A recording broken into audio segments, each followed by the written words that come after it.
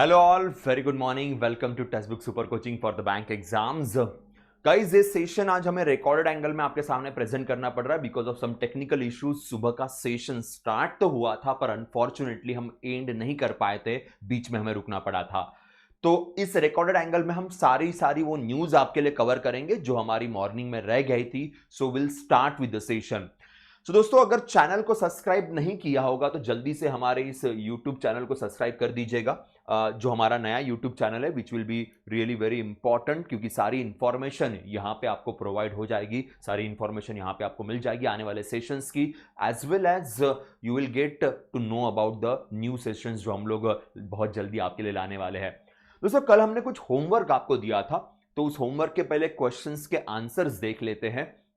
जैसे पहला क्वेश्चन था रिगार्डिंग द नाइजेरिया कि नाइजेरिया किस कॉन्टिनेंट के अंदर आता है, तो आप में से कई लोगों ने इसके सही जवाब दिए थे। तो एक बार उसके आंसर्स के ऊपर चले जाते हैं कि क्या क्या इसका आंसर एक बार देख लेते हैं। Just one sec. जी हाँ। So Abuja is the capital, then naira is the currency, and of course ये आता है अफ्रीकन कॉन्टिनेंट के अंदर। चैड, कल चैड के ऊपर भी हमारी बात हुई थी, उसके ऊपर नाइजर भी आता है, नाइजीरिया के ऊपर। सो उसी के अराउंड कल हमारा डिस्कशन वैसे हो गया था। आगे बढ़ते हैं। नेक्स्ट क्वेश्चन था regarding the GST appellate tribunal के नए प्रेसिडेंट किसको अपॉइंट किया गया है। तो जीएसटी एपिलेट ट्रिब्यूनल के नए president justice Sanjay Kumar Mishra sir, retired justice है। ये पहले झारखंड हाई कोर्ट के चीफ जस्टिस रह चुके हैं। वैसे ये जो स्पेशल कोर्ट होता है, ये जीएसटी के केसेस को सॉल्व करने के लिए स्पेशल कोर्ट है, ताकि हमारी सुप्रीम कोर्ट या हाई कोर्ट पे प्रेशर ना आए, इसलिए स्पेशल कोर्ट को बनाया जाता है।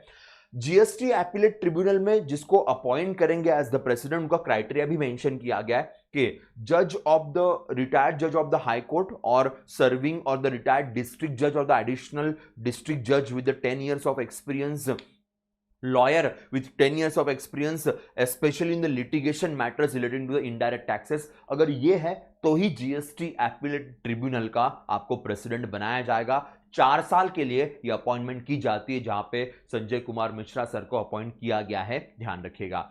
Now the next is regarding the OECD के द्वारा इंडिया का जीडीपी क्या रहेगा, तो उसके अराउंड ये न्यूज या एक क्वेश्चन आपके सामने था। So this is the answer of this particular question. और बाकी भी अथॉरिटीज का डेटा यहां पे मेंशन किया हुआ है, रिसेंट डेटा है, क्योंकि जीडीपी के जो नंबर्स होते हैं इसका डेटा फ्रीक्वेंटली चेंज होते रहता है, तो वही रिसेंट डेटा यहां पे है। ओईसीडी की बात करेंगे तो 48 में अथॉरिटी को बनाया गया, तब इसको OEEC कहा जाता था। बाद में 1961 में उसका नाम चेंज करके हमने ओईसीडी रखा। पेरिस में इसका हेडक्वार्टर है, यहां से अथॉरिटी काम करती है। तो ये तो 3 क्वेश्चंस जो आपके लिए हमने कल पूछे थे एज अ होमवर्क। दोस्तों, इसके अलावा ये हमारा टेलीग्राम चैनल है, यहां पे भी आप हमें फॉलो कर सकते हो। यहां पे नोट्स आपको अवेलेबल हो जाएंगे, प्लस कुछ क्विज या कुछ और डिस्कशंस, डाउट सॉल्विंग भी यहां पे हम आपके लिए कंडक्ट करते हैं। दोस्तों, कुछ रिवीजन वाले एमसीक्यूज डिस्कस कर लेते हैं। सो रिवीजन एमसीक्यूज की अगर हम बात करें तो आप यहां पे देख सकते हैं According to the latest data released by the Union Ministry of Commerce, which country was the largest export destination for Indian merchandise goods 23-24? तो कल हमने इस चीज के ऊपर बात की थी कि सबसे ज्यादा एक्सपोर्ट हम किस कंट्री को करते हैं, तो इसका आंसर वैसे यूएई है। कल बात की थी हमने 115 कंट्रीज के साथ हमारा एक्सपोर्ट इंक्रीज हुआ है। Merchandise export is called as a visible export, और सर्विस एक्सपोर्ट को हम लोग नॉर्मली इनविजिबल एक्सपोर्ट कहते हैं। सो ओवरऑल ट्रेड की अगर बात करें जिसमें इंपोर्ट एक्सपोर्ट दोनों आता है, तो चाइना के साथ हमारा काफी इंक्रीज हुआ है। पर केवल अगर मर्चेंडाइज एक्सपोर्ट की बात करेंगे तो आंसर यहां पे हमारा यूएई बनता है। Next question is regarding India का रिसेंटली शार्क एंड रेस के लिए किस कंट्री के साथ एग्रीमेंट साइन हुआ है for research and development. Indian council of agriculture research के द्वारा यह एग्रीमेंट साइन किया गया, and the agreement is sign with Oman. Oman के साथ Muscat is the capital, rial is the currency of this particular country. कल भी हमारी इसको लेके बात हुई थी, तो इनके साथ ये एग्रीमेंट हमारा साइन हुआ है। Then, with which country we got the visa waiver for diplomatic and official passport? Visa waiver का agreement recently किसके साथ साइन किया? हेनलीज पासपोर्ट इंडेक्स को लेके बात हुई थी। India's rank is 81, 6 countries top most ranking पे आती है, ये भी हमने डिस्कस किया था कल के लेक्चर के अंदर। तो एक यूरोपियन कंट्री है मोल्डोवा, इनके साथ recently specially for diplomatic as well as official passport जिनके पास है उनको वीजा फ्री एंट्री यहां पे मिल सकती है, ये मेंशन किया गया। यूक्रेन के साथ ये कंट्री अपना बॉर्डर शेयर करता है, यूक्रेन बहुत न्यूज में चल रहा है, सो मोल्डोवा को लेके भी क्वेश्चंस आपके सामने डेफिनेटली आ सकते हैं। Next is India has contributed how much to the UN Counter-Terrorism Trust Fund, underscoring the unwavering commitment to support the multilateral efforts in the global fight against the scourge of terrorism। तो India ने $5 lakh provide करने की बात की है। सो ये question भी या ये न्यूज भी कल हमने डिस्कस की थी। रुचिरा खंबोज मैम जो इंडिया की रिप्रेजेंटेटिव है यूनाइटेड नेशन के अंदर, इनके द्वारा ये चेक प्रोवाइड किया गया इंडिया के कमिटमेंट के तौर पे $5 लाख यहां पे यूएन काउंटर टेररिज्म को प्रोवाइड किए जा रहे हैं। Now the next question was regarding the sports. Colin Munro जिन्होंने रिसेंटली अपना रिटायरमेंट अनाउंस किया, ये किस नेशनल क्रिकेट टीम के प्लेयर है, किस टीम के लिए खेला करते थे? बड़ा सिंपल सा सवाल है। कल भी मैंने आपको बताया था कि स्पोर्ट्स को लेके, रिटायर्ड प्लेयर को लेके स्पेशली उनका स्पोर्ट्स क्या है, किस स्पोर्ट्स से बिलोंग करते थे, और दूसरा एग्जैक्टली किस कंट्री से बिलोंग करते थे, ये क्वेश्चन आपको देखने को मिल सकते हैं। सो न्यूजीलैंड की बात करेंगे। न्यूजीलैंड के प्लेयर है जिन्होंने रिसेंटली अपना रिटायरमेंट अनाउंस किया। अब स्टार्ट करते हैं हमारे आज के इस न्यूज एनालिसिस को, न्यूज के डिस्कशन को। पहले पीआईबी वाला पार्ट कवर करेंगे, फिर we will talk about some news regarding the newspapers, और उसके बाद हमारी बात होगी regarding the rest of the scenario. ठीक है, तो सबसे पहले बात करते हैं पीआईबी को लेकर, प्रेस इंफॉर्मेशन ब्यूरो। पहली न्यूज वैसे बड़ी आसान है, बड़ी सिंपल सी न्यूज है। EPFO expands ease of living reducing the service delivery time for the claim settlement. अब कई बार ना ईपीएफओ, पहले एम्प्लॉइज प्रोविडेंट फंड ऑर्गेनाइजेशन की बात करते हैं, लेबर मिनिस्ट्री के अंडर ईपीएफओ वर्क करता है। आप चाहे गवर्नमेंट सर्वेंट हो, चाहे प्राइवेट ऑर्गेनाइजेशन में आप काम कर रहे हो, आपका पीएफ कटेगा। PF is called as a provident fund कहा जाता है, वो आपका कटेगा। तो पीएफ का पैसा रिटायरमेंट के बाद आपको मिल सकता है, या फिर अगर कोई इमरजेंसी सिचुएशन आती है उस टाइम पे भी ये पैसा आपको प्रोवाइड किया जा सकता है। अब सीन क्या है, ईपीएफओ ये जो हमारी अथॉरिटी है, इस अथॉरिटी ने रिसेंटली अनाउंस किया कि ऑटोमेटिक सेटलमेंट या ऑटो सेटलमेंट नाम का कंसेप्ट लॉन्च किया गया है। ऑटो सेटलमेंट के अंदर अभी सपोज इलनेस हुआ होगा किसी एम्प्लॉय को, या सपोज किसी को घर में शादी के लिए पैसा चाहिए, सपोज किसी को किसी के एजुकेशन के लिए पैसा चाहिए, सपोज हाउस या हाउसिंग के लिए पैसा चाहिए, तो इसके लिए आप कुछ पैसा विड्रॉ कर सकते हो। वो विड्रॉल का जो ऑटो सेटलमेंट का लिमिट था वो पहले केवल 50,000 था, उसे बढ़ा के अभी 1 लाख कर दिया है। तो सबसे पहले लिमिट बढ़ा दी, एलिजिबिलिटी क्राइटेरिया बढ़ा दिया, 50,000 से 1 लाख कर दिया, पहला पॉइंट। दूसरा, पहले ये ऑटो सेटलमेंट के लिए महीने लगते थे या वीक्स तो लगी जाते थे, अब ये settlement with in few days हो जाता है। तो यहां पे इन्होंने केस स्टडी दी हुई है, अनिरुद्ध प्रसाद साहब था जिनको इलनेस के लिए पैसे चाहिए थे, सो उन्होंने ऑटो सेटलमेंट के लिए डाला, तो विद इन 3 डेज उनको 92,000 रुपीज उनके अकाउंट में ईपीएफओ ने डाल दिए। तो ऐसे करोड़ों मेंबर्स का settlement EPFO with in few days कर रहा है। It's a good news.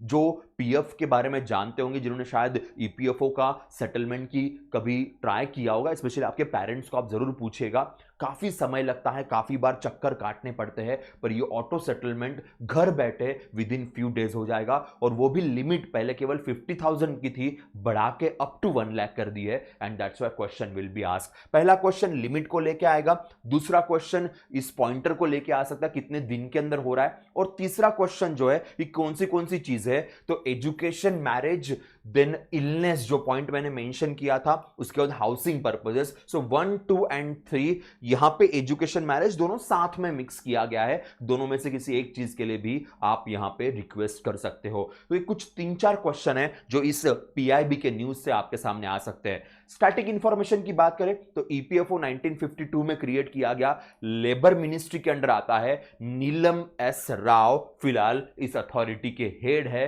In charge है। तो ये तो स्टैटिक पॉइंट हो गया जो कुछ एग्जाम्स के लिए भी जरूरी होता है। आगे बढ़ते हैं, नेक्स्ट न्यूज की तरफ जाएंगे। And the next news belongs to the CBDT, central board of direct taxes. इन्होंने भी अपने पोर्टल में एक नई चीज ऐड कर दी है। नई चीज है regarding the AIS, annual information statement.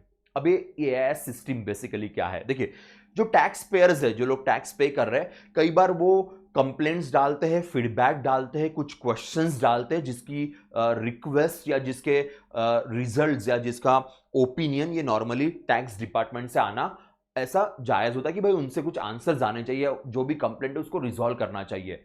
अब जो भी आपकी कंप्लेंट, जो भी आपका फीडबैक है, उसके ऊपर क्या सॉल्यूशन आया है, क्या रिजल्ट आया है, ये रियल टाइम पे पता चलेगा। तो इसलिए सीबीडीटी के द्वारा ये नया कंसेप्ट लॉन्च किया गया। देखिए, tax payers can now check whether their feedback is acted upon by the source और रिपोर्टिंग एंटिटीज। तो अगर आपने कोई फीडबैक दिया तो क्या वो फीडबैक एक्सेप्ट हुआ है, क्या वो फीडबैक इंप्लीमेंट किया गया है, कोई कंप्लेंट आपने डाली, क्या उसका सोल्यूशन मिला है, उसको रिजॉल्व किया गया है। ये सारी चीजें रियल टाइम में, मींस जब वो प्रॉब्लम सॉल्व होगी तुरंत में आपको वो रिफ्लेक्ट होगा। तो उन्होंने उस तरीके से ये सारी चीजें मेंशन की है सीबीडीटी के द्वारा। तो इंडिया में जितने डायरेक्ट टैक्सेस है, for example income tax, corporate tax, ये सारे इनकम टैक्स, ये सारे डायरेक्ट टैक्सेस को रिजॉल्व करने के लिए सीबीडीटी अथॉरिटी काम करती है।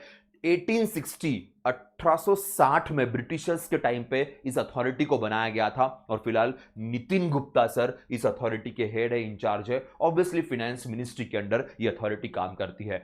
तो दो न्यूज हमने पीआईबी वाली कवर की, एक ईपीएफओ वाला जहां पे ऑटो सेटलमेंट की बात हो रही है, अप टू 1 लाख का अमाउंट मेंशन किया गया है, एंड एक सीबीडीटी का एआई सिस्टम जिसमें जो भी आपका फीडबैक है वो फीडबैक रियल टाइम में आप चेक कर सकते हो कि उसका इंप्लीमेंटेशन हुआ है या नहीं हुआ है। Next news is a very very big and very important news. शायद सोशल मीडिया पे, न्यूज पोर्टल्स पे आपने इसके बारे में देखा होगा। छब्बार पोर्ट की बात करते हैं। Chabahar port is also named as Shahid Beheshti port. ये ईरान के अंदर आता है। 2003 से मैं कहूंगा इस पोर्ट को लेके हमारे डिस्कशंस वैसे चल रहे हैं। तो मैं एक बार आपको हिस्ट्री बता देता हूं। 2003 में पहली बार इंडिया और ईरान का इस पोर्ट का डिस्कशन स्टार्ट हुआ। ये डिस्कशंस 2012 में काफी फ्रूटफुल तरीके से हुए, जहां पे ईरान, इंडिया और अफगानिस्तान, 3 कंट्रीज का एग्रीमेंट हुआ। अब अफगानिस्तान क्यों आ गया? बिकॉज ये पोर्ट तो वैसे ईरान के अंदर है। व्हाई अफगानिस्तान इन 2012? तो इसका रीजन मैं यहां पे आपको दिखा देता हूं। देखिए, इंडिया टू छब्बार पोर्ट ये ईरान के अंडर आता है, यहां से अफगानिस्तान, काबुल। सो बेसिकली हमारा ये प्लान था पहले से। तो 2003 में हमारी ईरान से बातचीत स्टार्ट हुई। वो बातचीत 2012 में काफी फ्रूटफुल तरीके से अफगानिस्तान के साथ अफगानिस्तान को इंक्लूड करके आगे बढ़ी। तब अफगानिस्तान में गवर्नमेंट जो थी वो काफी डेमोक्रेटिक एंगल में काम कर रही थी, तो वहां पे इतना इश्यूज एज सच वहां पे नहीं थे। तालिबान गवर्नमेंट वहां पे नहीं थी, इसलिए चीजें काफी बेटर थी। फिर आगे 2013 में हमने कहा कि हम 100 मिलियन का इन्वेस्टमेंट करेंगे और हमने पोर्ट का डेवलपमेंट करना स्टार्ट कर दिया। तो बेसिकली पोर्ट का जो पूरा डेवलपमेंट है, शहीद बहेश्ती पोर्ट है, छब्बार पोर्ट, वो इंडिया ने ही किया हुआ है। फिर 2016 में हमारा एक प्रॉपर एग्रीमेंट हुआ था 10 साल के लिए इस पोर्ट को हम हैंडल करना चाहेंगे। 10 साल के लिए इस पोर्ट की सारी जो चीजें हम हैंडल करना चाहेंगे। तो ये एग्रीमेंट हमारा हुआ था। उस एग्रीमेंट को अभी ऑफिशियली इंप्लीमेंट किया गया है। अभी तो एग्रीमेंट वैसे 2016 में हो गया था हमारा, पर उसे ऑफिशियली इंप्लीमेंटेशन अभी से स्टार्ट हो रहा है। ये बहुत बड़ी न्यूज है। अब ये क्यों नहीं इंप्लीमेंट हो पा रहा था या इतनी दिक्कत क्यों आ रही थी? क्योंकि 16 में एग्रीमेंट साइन हुआ, अब जाके इंप्लीमेंट हो रहा है। The reason is that Iran के ऊपर बहुत सारी रेस्ट्रिक्शंस लगे हुए हैं वेस्टर्न कंट्रीज के, स्पेशली यूएस के। पता ही होगा रिसेंटली इजराइल और ईरान का थोड़ा वॉर वाला सिचुएशन भी हो गया था। तो बहुत सारे रेस्ट्रिक्शंस लगने की वजह से इंडिया के ऊपर भी प्रेशर था कि इसे आगे बढ़ाया जाए कि नहीं बढ़ाया जाए। कोविड-19 के टाइम पे 2020-21 में ईरान भी फ्रस्ट्रेट हो गया और ईरान ने कहा कि भाई छोड़ दीजिए, नहीं करना है आपके साथ एग्रीमेंट। हमने उनको काफी मनाया, वापस एक बार वो सेम पेज पे आ गए और अभी हमने इस एग्रीमेंट को इंप्लीमेंट किया। ईरान या ये छब्बार पोर्ट हमारे लिए इतना इंपॉर्टेंट क्यों है? क्योंकि अब जब इंडिया ये एग्रीमेंट इंप्लीमेंट कर रही है तो यूएस को बड़ा गुस्सा आ गया। यूएस ने अभी जस्ट नाउ एक स्टेटमेंट जारी किया है, इंडिया को वार्न किया है कि आप ईरान के साथ ऐसे रिलेशंस ना बनाएं। पर फिर भी इंडिया सुनने को रेडी नहीं है। The reason is that Iran is the biggest source of oil for India. Oil reserves बहुत है ईरान के पास हमारे लिए, और हमारे बहुत नजदीक भी है। देखिए, कांडला पोर्ट से केवल 550 नॉटिकल माइल पे है, मुंबई के पोर्ट से केवल 786 नॉटिकल माइल पे है। तो इंडिया के लिए बहुत जरूरी है और ऑयल सप्लाई भी हो रहा है। दूसरा, अगर इंडिया को सेंट्रल एशिया जाना होगा, अफगानिस्तान, कजाकिस्तान, तुर्कमेनिस्तान या सेंट्रल एशियन कंट्रीज, सो ये बेस्ट वे है वहां जाने के लिए। तो यहां पे अगर पोर्ट बनता है तो यहां रेलवे लाइन से हम अफगानिस्तान जा सकते हैं और ऊपर हम सेंट्रल एशिया जा सकते हैं। तो हमारे एक्सपोर्ट के लिए, हमारे बाकी चीजों के इंपोर्ट के लिए भी काफी किफायती रहेगा। दूसरा, चाइना का स्ट्रिंग ऑफ पर्ल्स नाम का एक कंसेप्ट होता है जिसके अंदर चाइना ये ग्वादार पोर्ट पाकिस्तान के अंदर डेवलप कर रही है। अब उसके एग्जैक्टली बगल में छब्बार पोर्ट है, तो चाइना का जो इंक्रीजिंग पावर है उसे काउंटर करने के लिए भी ये पोर्ट में हमारा रहना बहुत जरूरी है। तो इसी विजन के साथ 2003 में के ये एग्रीमेंट हमारे साइन हुए थे। इर्रिस्पेक्टिव किसकी गवर्नमेंट है, हमने हमेशा छब्बार पोर्ट को फॉलो ही किया है, या वो हमारे पास होना चाहिए। इसके लिए हमने काफी एफर्ट्स लिए, उसके डेवलपमेंट को लेके या अभी तक उसके मैनेजमेंट को लेके। तो इसीलिए बहुत सारे क्वेश्चंस यहां पे पूछेंगे। पहला question regarding the name of the port, regarding the country of the port, why this port is important, इसके हिस्ट्री को लेके 2003, 2012, 2016, ये भी पॉइंटर थोड़े से ध्यान में रखिएगा। तो हमारे जो पोर्ट एंड शिपिंग मिनिस्टर है सर्बानंद सोनोवाल साहब, उन्हीं के मिनिस्ट्री के द्वारा ये 10 साल का लॉन्ग टर्म एग्रीमेंट फाइनली अभी इंप्लीमेंट हो रहा है। So Indian port global limited and port and maritime organisation of Iran, इन दोनों के बीच में ऑफिशियल एग्रीमेंट वापस एक बार साइन हो गया। अब इसे इंप्लीमेंट किया जाएगा। 2016 में दो कंट्री की गवर्नमेंट ने यह एग्रीमेंट साइन किया था। अब जो इंप्लीमेंटिंग अथॉरिटी है ये उसके ऊपर काम कर रही है। तो एक क्वेश्चन आएगा, ध्यान रखिएगा। मैंने इसीलिए मैप आपके सामने रखा हुआ है ताकि समझ में चीजें अच्छे से आ जाए। छब्बार पोर्ट से शहीद बहिश्ती पोर्ट से इंडिया के दो बड़े पोर्ट का डिस्टेंस क्या है यह भी आपके सामने मेंशन किया गया है, और साथ में जो हिस्टोरिकल डेटा है यह भी आपके सामने है। इसके अलावा 120 मिलियन का इन्वेस्टमेंट इंडिया डायरेक्टली करने वाली है इस पोर्ट पे। यह भी इंडियन गवर्नमेंट का अनाउंसमेंट है, कल ही किया गया कि 120 मिलियन डॉलर का स्ट्रेट फॉरवर्ड इन्वेस्टमेंट हम यहां पे करेंगे। इसके अलावा ईरान को हम 250 मिलियन का क्रेडिट लाइन भी प्रोवाइड करने वाले हैं।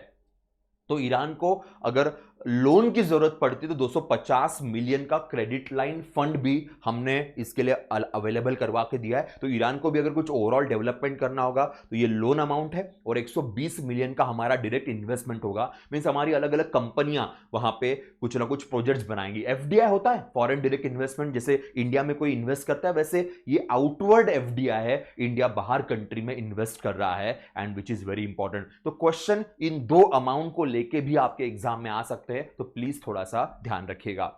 चलो आगे देखते हैं। नेक्स्ट न्यूज़पेपर वाली न्यूज की तरफ जाएंगे। तो ये तीन बड़ी न्यूज थी when it comes to the PIB press information bureau, एक ईपीएफओ वाला, एक सीबीडीटी वाला, और सबसे बड़ा news regarding the India and Iran Chabahar port या शहीद बहिश्ती पोर्ट की बात करेंगे। Now the another news and which is from the newspaper, domestically held gold reserve rose 40% in 5 years RBI। ना डोमेस्टिकली हेल्ड गोल्ड रिजर्व्स, अब ध्यान दीजिएगा, हमारे reserve bank of India normally एक चीज मेंटेन करती है जिसको कहते हैं फॉरेक्स रिजर्व। शायद आप में से बहुत लोग जानते होंगे फॉरेक्स रिजर्व जिसको हम लोग कहते हैं। और फॉरेक्स रिजर्व जो होता है दोस्तों, फॉरेक्स रिजर्व 4 तरीके से मेंटेन करते हैं। पहला होता है foreign currency asset, means foreign currency को एज इट इज मेंटेन करना। दूसरा होता है गोल्ड। तीसरा होता है स्पेशल ड्रॉइंग राइट, ये आईएमएफ का करेंसी सब्स्टिट्यूशन है। और चौथा होता है reserve trench with IMF, IMF के पास कुछ पैसा हम रिजर्व में रखते हैं। तो जो भी फॉरेन करेंसी इंडिया में आती है, जो भी फॉरेन करेंसी आरबीआई के पास आती है, उस फॉरेन करेंसी रिजर्व को 4 तरीके से मेंटेन किया जाता है। अब ये जब हम मेंटेन करते हैं तो सबसे ज्यादा एफसीए में मेंटेन होता है, उसके बाद मेंटेन होता है गोल्ड के अंदर। तो इसी गोल्ड को लेके यहां पे आरबीआई की इंफॉर्मेशन है कि पिछले 5 सालों में जो गोल्ड रिजर्व आरबीआई मेंटेन करती है वो गोल्ड रिजर्व 40% से इंक्रीज हुए हैं। अब एग्जैक्टली कितना इंक्रीज हुआ है वो भी पॉइंट यहां पे मेंशन किया गया। तो अभी फिलहाल 2024 की बात करेंगे तो आरबीआई ये कह रही है कि 822 मेट्रिक टन गोल्ड हमने हमारे पास रखा हुआ है, जो पहले normally 408 with in the country, और बाकी जो बचा हुआ है वो अलग अलग जगहों पे हम मेंटेन करते। तो 822 मेट्रिक टन का गोल्ड यहां पे हमने मेंशन किया हुआ है according to the RBI reserve bank of India. Again ये पैसा ध्यान रखिएगा किस पर्पस के लिए हम मेंटेन करते हैं, for the forex reserve, foreign exchange reserve के लिए इसे मेंटेन किया जाता है। अब ये फॉरेन एक्सचेंज रिजर्व का क्या पर्पस होता है? सपोज कल इंडियन रुपी की वैल्यू गिर गई, सपोज इंडियन रुपी की वैल्यू नीचे आ गई, तो उसे बैकअप करने के लिए फॉरेक्स रिजर्व होने बहुत जरूरी होते हैं। उसमें हम करेंसी भी मेंटेन करेंगे, गोल्ड भी मेंटेन करेंगे, हम कुछ पैसा एसडीआर स्पेशल ड्रॉइंग राइट जो करेंसी सब्सटीट्यूशन है आरबीआई के द्वारा बनाया गया उसमें भी मेंटेन करेंगे, और कुछ पैसा हम आईएमएफ के पास रखेंगे। कल सपोज इकोनॉमी बड़ी खराब हो गई तो आईएमएफ हमें मदद कर सकती है, हेल्प कर सकती है, जैसे फिलहाल पाकिस्तान को कर रही है, या 1990s में इंडिया को भी की थी आईएमएफ ने मदद, तो इसी तरीके से कुछ पैसा वहां रखा जाएगा। तो क्वेश्चंस यहां पे बहुत सारे आ सकते हैं। पहला क्वेश्चन हेडिंग को लेके ही आएगा, कितना परसेंट से इंक्रीज हुआ है। दूसरा क्वेश्चन इस मेट्रिक टन के अमाउंट को लेके, और जो डिफिकल्ट क्वेश्चन है वो फॉरेक्स रिजर्व के क्लासिफिकेशन को लेके आपके एग्जाम में आ सकता है। तो बहुत जरूरी न्यूज है, ध्यान रखिएगा। Now next news again very important, import from FTA nations grows faster than the total. Now FTA is free trade agreement. कल भी हमने ट्रेड के ऊपर बात की थी, अब ये न्यूज अगेन ट्रेड को लेके, free trade agreement. Free trade agreement का मतलब क्या होता है, यहां पे वैसे डेफिनेशन लिखी हुई इन्वेस्टिपीडिया की, द पैक्ट बिटवीन टू और more nations to reduce barriers to import and export among them. Suppose दो कंट्रीज है, India and some XYZ country, या फिर इंडिया या ग्रुप ऑफ कंट्री, जैसे एशियन ग्रुप ऑफ कंट्रीज है, इनके बीच में भी एग्रीमेंट साइन हो सकता है। फ्री ट्रेड एग्रीमेंट का मतलब सब कुछ फ्री रहेगा ऐसा नहीं है। फ्री ट्रेड एग्रीमेंट का मतलब होता है दो कंट्रीज के बीच में जो भी ट्रेड हो रहा होगा कि उस ट्रेड पे जो बैरियर्स होते हैं, जैसे कभी टैक्सेशन बहुत ज्यादा होते हैं, कभी कुछ और भी बैरियर्स हो सकते हैं जो आपके ट्रेड को रोक सकते हैं, तो उन बैरियर्स को कम करने के लिए, रिड्यूस करने के लिए ये फ्री ट्रेड एग्रीमेंट साइन किया जाता है। तो उसी को लेके ये पॉइंट यहां पे, import from FTA Nations grows faster than total. तो जो एफटीए कंट्रीज हमारी है, जिनके साथ हमारा एफटीए एग्रीमेंट है, उनसे इंपोर्ट काफी इंक्रीज हो रहा है, बढ़ रहा है, ऐसा यह रिपोर्ट कह रहा है। अब एफटीए कंट्रीज कौन सी है, देखिए यहां पे नाम भी लिखे हुए, वैसे South Korea, Japan, Australia, UAE, Mauritius, okay, and ASEAN की बात करेंगे।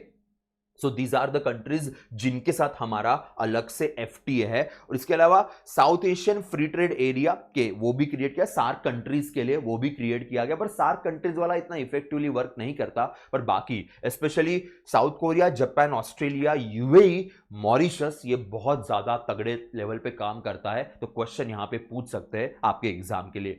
यूके के साथ हमारी बातचीत चल रही है एफटीए के लिए, अभी तक पूरी नहीं हुई है, पर ऑस्ट्रेलिया लास्ट टाइम न्यूज में था, यूएई लास्ट टाइम न्यूज में था, तो क्वेश्चन यहां पे बन सकता है।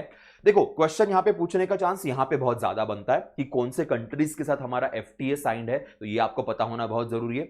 दूसरा, एग्जैक्टली इस एफटीए में हमारा एक्सपोर्ट बढ़ना चाहिए था, पर अनफॉर्चुनेटली यहां पे इंपोर्ट हमारा काफी इंक्रीज हुआ है। और ये डर हमेशा रहता है कि एफटीए साइन तो कर लेंगे पर एफटीए में इंपोर्ट ना बढ़ जाए, क्योंकि एक्सपोर्ट बढ़ाना हमारी मेन फोकस में रहता है। बट एनीवेज गवर्नमेंट स्ट्रेटेजीज है, so it will work accordingly. फिलहाल एग्जाम के लिए बस ये कंट्रीज के नाम याद रखिएगा, ठीक है।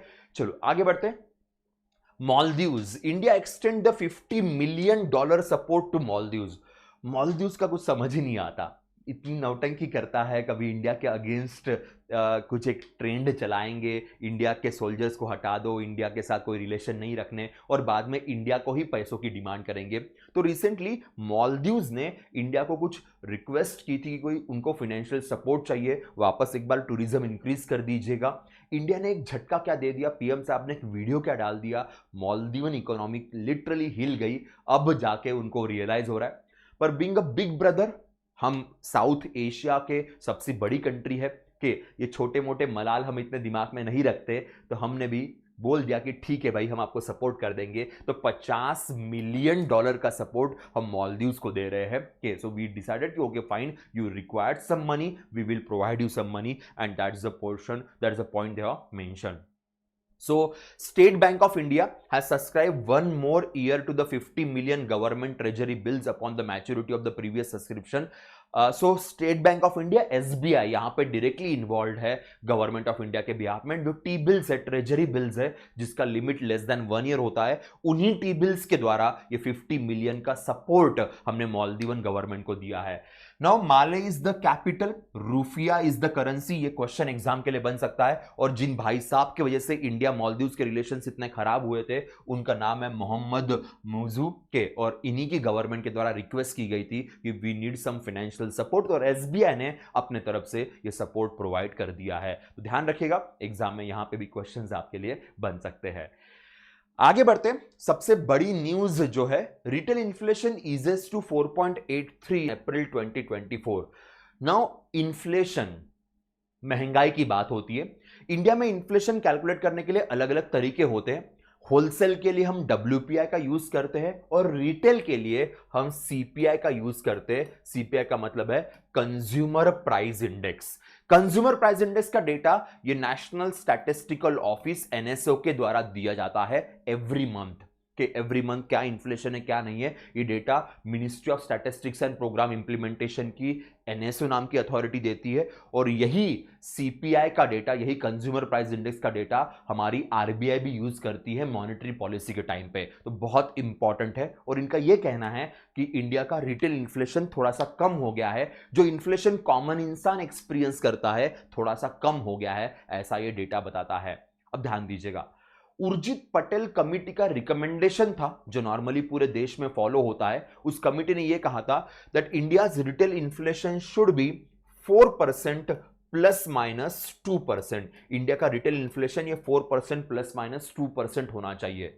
सो 4% अगर रहे, ±2% का मतलब है 2% से लेके 6% के ये रेंज रखी हुई है, पर आइडियली कितना होना चाहिए? 4%। अब देखिए इन्फ्लेशन कहां पे आ गया? 4.83। इसका मतलब 4 के लगभग नजदीक आ गया है, पास आ गया है, ये उनका कहना है। अब इस न्यूज को थोड़ा सा डिटेलिंग एंगल में आपके साथ डिस्कस करूंगा, तो मैं PIB की वेबसाइट ओपन कर देता हूं। ये PIB का आर्टिकल है। देखिए, statistics and programme implementation is the name of the ministry, जिनके अंदर NSO के द्वारा ये डेटा दिया जाता है। के last time the inflation was way more. अब यहां पे देखिए 5.10, 5.09, 4.85, ये हमारे जैन, फेब और मार्च का नंबर है। अब ये नंबर और कम हो गया है 4.84 पे, 83 पे, सॉरी 4.83 पे ये नंबर आ चुका है। सो ध्यान रखिए, अगेन वेरी वेरी इंपॉर्टेंट। अब यहां पे CPI जनरल के, सो ये डेटा यहां पे मेंशन किया गया है। रूरल एरिया में कितना चल रहा है, अर्बन एरिया में कितना है, कंबाइंड कितना है, so everything is mentioned over here. सारी चीजें यहां पे हमारे सामने हैं। लास्ट ईयर सेम अप्रैल में अगर देखें तो 4.70 चल रहा था, अभी 4.83 है। रूरल अभी भी ज्यादा है, 5.43 ग्रामीण एरिया में है, 4.11 शहरी एरिया में। ग्रामीण एरिया में थोड़ा सा ज्यादा आपको दिखाई देगा। When it comes to last year ग्रामीण एरिया में कम था, शहरी एरिया में ज्यादा था। सो ओवरऑल आपको ये डिफरेंस दिखाई देगा। तो 4.70 means last year little bit lesser के, ओवरऑल लेसर था, इस बार थोड़ा सा बढ़ा हुआ है। लास्ट मंथ के कंपैरिजन में 85 था, यहां पे 83 है। अब यहां पे ना सब कुछ है, एवरीथिंग इज मेंशन, क्या क्या कमोडिटीज आती है CPI के अंदर, ये सारा डेटा यहां पे मेंशन किया गया। सो किस किस चीज को हम कैलकुलेट करते हैं, कौन सी चीज यहां पे कैलकुलेट की जाती है, everything is mention over here. देखिए, जनरल CPI भी रहेगा और कंज्यूमर फूड प्राइस इंडेक्स भी रहेगा। देखो यहां पे जैसे मैंने लिखा था, यहां पे मेंशन किया गया था CFPI, consumer food price index. तो केवल फूड चीजों का या फूड कमोडिटीज का अलग से भी मेंशन किया जाता है। अब इतना डिटेलिंग आपके एग्जाम के लिए जरूरी नहीं है। अगर आप केवल नॉर्मल बैंकिंग एग्जाम दे रहे हो, अगर आप RBI जैसी एग्जाम दे रहे हो, तो हमें पता होना चाहिए कौन सी कमोडिटीज इंक्लूड की जाती है और ये डेटा कौन प्रोवाइड करता है। बाकी तो बस इतना याद रखिए, टारगेट है 4% ±2% का, एंड अभी 4.83, लास्ट टाइम 4.85 था, उससे थोड़ा सा कम हुआ है, विच अ पॉजिटिव न्यूज, क्योंकि बढ़ा नहीं है, कम हुआ है, ये हमेशा पॉजिटिव रहेगा। पर अभी भी रूरल एरिया में इन्फ्लेशन थोड़ा सा ज्यादा एक्सपीरियंस करने को मिल रहा है। जी हाँ, आगे बढ़ते हैं, नेक्स्ट न्यूज के तरफ जाएंगे। Next news is that steel authority of India limited Bhilai to set up a Chhattisgarh first 15 megawatt floating solar power plant. Floating solar power plant के जैसे आपको बताऊंगा, ओमकारेश्वर के अंदर फ्लोटिंग सोलर पावर प्लांट बना के रखा हुआ है। NTPC ने तेलंगाना के रामागुंडम के अंदर भी एक फ्लोटिंग सोलर पावर प्लांट बना के रखा हुआ है। रामागुंडम का सबसे बड़ा फ्लोटिंग सोलर पावर प्लांट है जो NTPC ने बना के रखा हुआ है।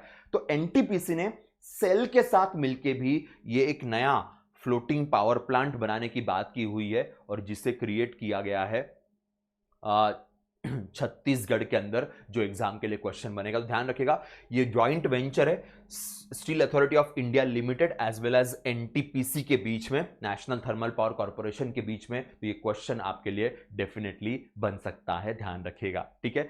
सेल की बात करें, steel authority of India limited 1974 में बनाया गया। अरविंदु प्रकाश सर ये सेल के फिलहाल हेड है और ये नया उनका फ्लोटिंग सोलर पावर प्लांट है जो छत्तीसगढ़ के अंदर क्रिएट किया जा रहा है। दैट्स इट, नथिंग मोर, इतना इनफ रहेगा। सबसे बड़ा floating solar power plant is in Telangana, Ramagundam के अंदर। अगेन वो एनटीपीसी का ही है, ये भी याद रखिएगा। आगे बढ़ते हैं, Hinduja group gets IRDA approval for Reliance capital acquisition. Reliance, ये रिलायंस मुकेश अंबानी साहब का नहीं है, ये अनिल अंबानी साहब का रिलायंस की बात हो रही है। रिलायंस कैपिटल इंश्योरेंस, रिलायंस और निप्पॉन, निप्पॉन नाम की जापानीज कंपनी है, इन दोनों का इंश्योरेंस कंपनी था कि ये कंपनी काफी लॉस में जा रहा था। तो हिंदुजा ग्रुप बहुत बड़ा फेमस इंडस्ट्री है। इंडसइंड बैंक आप जानते होंगे, अशोक लेलैंड ये ट्रक का ब्रांड भी आप जानते होंगे, ये सब कुछ हिंदुजा ग्रुप से बिलोंग करता है। तो हिंदुजा ग्रुप ने अभी रिलायंस कैपिटल इंश्योरेंस कंपनी को खरीदने की बात की है, इसको परचेस करने की बात की है। अगर एक कंपनी किसी इंश्योरेंस कंपनी को परचेस कर रही है तो ऑब्वियसली इंश्योरेंस रेगुलेटर की परमिशन बहुत जरूरी है। तो insurance regulatory development authority of India इन्होंने परमिशन दे दी है कि भाई आप इसे खरीद लीजिए। ये बहुत बड़ा रिलीफ है स्पेशली अनिल अंबानी साहब को, बिकॉज बैंकरप्ट हो चुके हैं, कंप्लीट बैंक्रप्सी इनके ऊपर आ चुकी है। तो ऐसे सिचुएशन पे अगर इनकी कंपनियां सेल होती है तो बैंक्रप्सी से निकलने के लिए इनको हेल्प मिल सकती है। तो आईआरडीआई ने permission they the. Insurance regulatory development authority of India, Hyderabad में हेडक्वार्टर है, देवाशीष पांडा सर इसके फिलहाल हेड है, इंचार्ज है, ध्यान रखेगा। और हिंदुजा ग्रुप ये इकलौता ऐसा कमर्शियल ग्रुप है जो इंडिया में बैंक भी ओन करता है। IndusInd bank comes under this particular group, ये भी आपके लिए इंपॉर्टेंट रहेगा। चलो आगे बढ़ते हैं, एक और बैंक वाला न्यूज हमारे पास है। All inactive accounts to be closed from the 1 June, PNB, Punjab national bank, India का ओल्डेस्ट वर्किंग बैंक है। जल्दी से एक बार कमेंट सेक्शन में डाल दीजिए कि ये बैंक कब बना और इस बैंक के फिलहाल एमडी सीईओ कौन है। पीएनबी का ये कहना है कि जितने भी इनएक्टिव अकाउंट्स उनके पास चल रहे उन सारे इनएक्टिव अकाउंट्स को 1 जून से बंद किया जाएगा, खत्म कर देंगे कि वो अकाउंट फिर काम नहीं करेंगे। के अब कौन से इनएक्टिव अकाउंट्स हैं उनकी हम बात करेंगे, पर ये अनाउंसमेंट आरबीआई का नहीं है, ये अनाउंसमेंट केवल पीएनबी का है, पंजाब नेशनल बैंक का है। अब ध्यान दीजिए, customer whose accounts have become inactive can activate their accounts by completing the KYC by 31 May। तो अगर आपका अकाउंट अभी इनएक्टिव है, नहीं चल रहा है, तो आप केवाईसी कर लीजिए और उसे एक्टिव कर लीजिए, ऐसा पीएनबी का कहना है। अब कौन से अकाउंट एग्जैक्टली बंद होंगे, ध्यान रखिए। According to PNB those accounts will be closed where there has been no transactions by the customer for the past 3 years and the account balance has been 0। तो लास्ट 3 साल से अगर कोई ट्रांजेक्शन नहीं है, अकाउंट बैलेंस भी 0 है, तो ऐसे अकाउंट को क्लोज ही कर देंगे, बंद ही कर देंगे, ऐसा पीएनबी का कहना है, विच इज वेरी इंपॉर्टेंट। के if this accounts holders do not complete their KYC by 31 May, then there will not be given further notice and their account will be close permanently. ऐसा नहीं कि भाई बस आपको धमका रहे, ये सही में परमानेंटली बंद करने वाले। तो अगर आपका पीएनबी में अकाउंट होगा और उसमें कोई एक्टिविटीज नहीं होगी तो कर लीजिएगा एक्टिविटी, केवाईसी पूरा कर लीजिए, आपका अकाउंट बचा रहेगा, नहीं तो परमानेंटली इसे बंद किया जाएगा। अब सपोज आपका जो अकाउंट है वो डीमैट के साथ लिंक है, डीमैट डीमैटेरियलाइजेशन जो शेयर मार्केट के लिए यूज होता है, तो फिर बंद नहीं करेंगे। सपोज आपका स्टूडेंट अकाउंट है under the age of 25, minor accounts है तो बंद नहीं किया जाएगा। अगर सपोज आपका अकाउंट किसी गवर्नमेंट स्कीम के अंदर ओपन किया गया है तो बंद नहीं करेंगे, या फिर आपके अकाउंट को due to some taxation case या किसी केस की वजह से फ्रीज करके रखा हुआ है कि कुछ सालों से क्योंकि केस चल रही है, तो फिर उसे बंद नहीं करेंगे। तो अगर शेयर मार्केट का लिंक है, अगर आपका अकाउंट किसी गवर्नमेंट स्कीम में बना हुआ है, अगर आपका अकाउंट स्टूडेंट अकाउंट है या फिर माइनर अकाउंट है या फिर किसी गवर्नमेंट केस में आपका अकाउंट फ्रीज करके रखा हुआ है, तो ऐसे केस में बंद नहीं किया जाएगा, ऐसा मेंशन किया गया है पंजाब नेशनल बैंक के द्वारा, ध्यान रखिएगा। 1894 में बैंक बनाया गया। लाला लजपत राय साहब इस बैंक के one of the founding member रह चुके हैं। और फिलहाल अतुल कुमार गोयल, जिनका फोटो भी आपको यहां दिख रहा है, he is the MD CEO of Punjab national bank. So very important news for the exam, but obviously questions कई सारे बन सकते हैं। चलो अब थोड़ी सिंपल सी न्यूज की तरफ आते हैं। Doctor Soumya Swaminathan been awarded honorary doctorate by the Canada's McGill university. McGill university बड़ी फेमस है, वो ऑनररी डॉक्टरेट प्रोवाइड कर रही है डॉक्टर सौम्या स्वामीनाथन। डॉक्टर सौम्या स्वामीनाथन है कौन?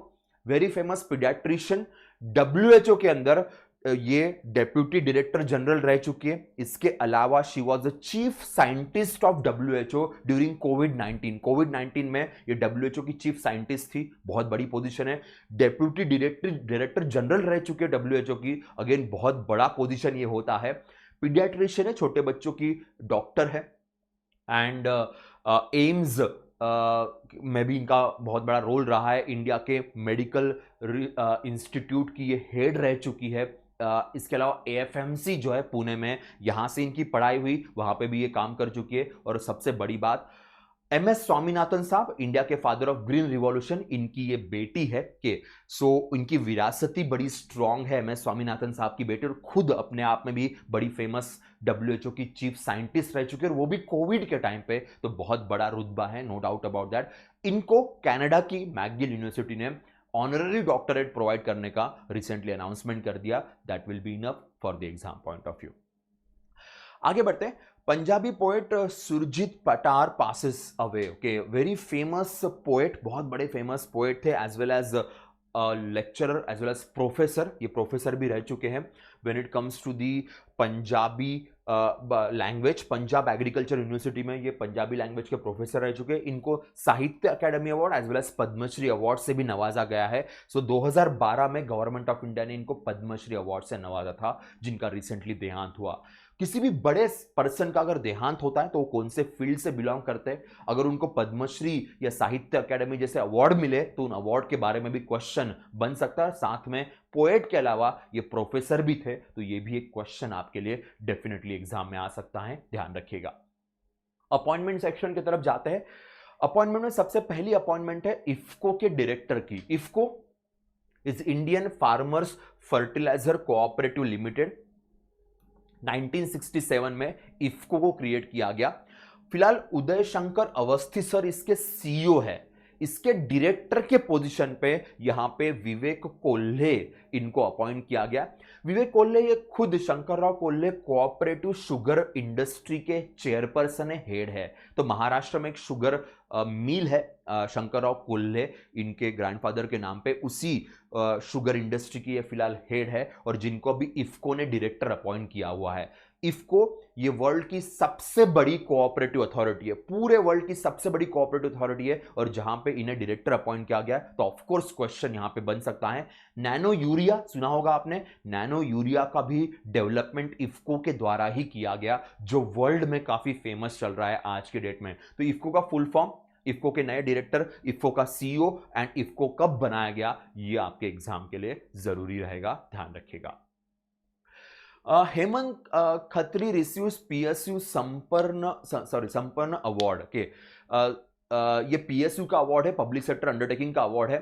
हेमंत खत्री सर की बात करेंगे, Hindustan shipyard limited government of India की कंपनी है। इस कंपनी के ये हेड है, सीएमडी है, chairman managing director. Hindustan shipyard limited ये शिप मेकिंग कंपनी है, विशाखापट्टनम में इसका हेडक्वार्टर है, और इसी कंपनी के फिलहाल सीएमडी है, चेयरमैन मैनेजिंग डायरेक्टर है, और इनको समर्पण अवार्ड से नवाजा गया है। पीएसयू समर्पण अवार्ड, ये पब्लिक सेक्टर अंडरटेकिंग जो गवर्नमेंट कंपनीज होती है, इनका ये सबसे बड़ा अवार्ड है, और इससे इन्हें एक्नॉलेज किया गया, ध्यान रखिएगा। स्पोर्ट्स की तरफ जाते हैं। स्पोर्ट्स में Japan defeated Pakistan to win the 30th Sultan Azlan Shah trophy. Hockey का one of the biggest trophy, Asia में तो सबसे बड़ा ट्रॉफी, ये इसी को मानते हैं हम लोग, सुल्तान अजलन शाह ट्रॉफी। अब इस ट्रॉफी में नॉर्मली इंडिया हर साल पार्टिसिपेट करती है, इस साल इंडियन टीम ने पार्टिसिपेट नहीं किया। रीजन यही था इंडिया का, क्योंकि पेरिस ओलंपिक्स आ रहा है, उसके लिए हमें अपनी टीम को वापस से बिल्ड करना था, इसलिए इंडिया ने इस बार पार्टिसिपेट नहीं किया। तो इस बार Japan, Pakistan, Canada, South Korea, New Zealand and Malaysia, इन टीमों ने Malaysia being the host country, क्योंकि ये जो टूर्नामेंट है ये अजलान शाह साहब ये मलेशिया के हेड रह चुके, उन्हीं की याद में ये टूर्नामेंट मलेशिया हर साल ऑर्गेनाइज करती है, तो इसे ऑर्गेनाइज किया गया था और जापान ने 4-1 से पाकिस्तान को यहां पे हरा दिया। इंडिया की बात करें तो इंडिया 1985, 1991, 1995, 2009 एंड 2010 यहां पे इंडिया ये ट्रॉफी ऑलरेडी जीत चुका था। इस बार इंडिया ने पार्टिसिपेट नहीं किया बिकॉज पेरिस ओलंपिक्स के लिए हमें ज्यादा फोकस करना था and that's why we decided. 1983 से इस टूर्नामेंट की शुरुआत हुई है। 1983 में पहली बार ये टूर्नामेंट ऑर्गेनाइज किया गया था, मलेशिया के अंदर ही इसे ऑर्गेनाइज करते हैं, ध्यान रखिएगा। दोस्तों, Nepal climber Kami Rita Sherpa climbs the Mount Everest for 29th time. इनके लिए स्पोर्ट्स ही हो चुका है माउंट एवरेस्ट की चढ़ाई करना, इनके पास वर्ल्ड रिकॉर्ड है। लास्ट टाइम इन्होंने इस बार खुद ही का रिकॉर्ड ब्रेक कर दिया, 28 टाइम्स माउंट एवरेस्ट की चढ़ाई की थी, इस बार 29th टाइम हो गया।